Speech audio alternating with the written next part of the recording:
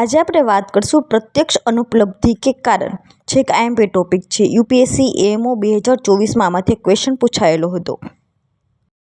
આપણે જોશું પ્રત્યક્ષ અનુપલબ્ધિ કે 8 કારણ. ચરકે ચરક સૂત્ર 11 30ની અધ્યાયમાં પ્રત્યક્ષ અનુપલબ્ધિના 8 કારણો બતાવેલા છે. એમાં પહેલું છે અતિ સન્નિકષાત, બીજું છે અતિ વિપ્રકષાત, ત્રીજું છે આવરણાત, ચોથું છે કર્ણ દૌર્બલ્યાત, પાંચમું છે મનો અનવસ્તાત, છઠ્ઠું છે સમાનાભિહારાત, સાતમું છે અભિભવાત, આઠમું છે અતિ સૂક્ષ્મયાત. હવે આપણે જોશું अति सन्निकषात, अति समीप.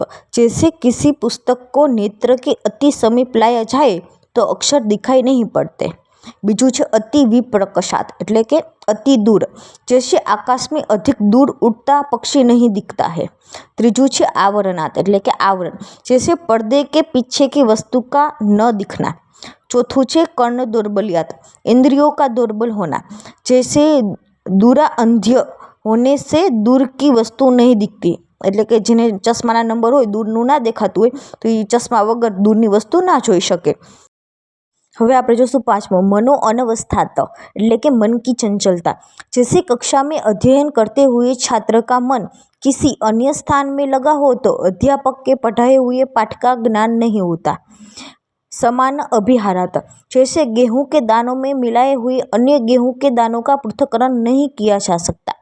सातवां है अभिभवात, जैसे दिन में सूर्य के तेज से तारों का ज्ञान नहीं होता.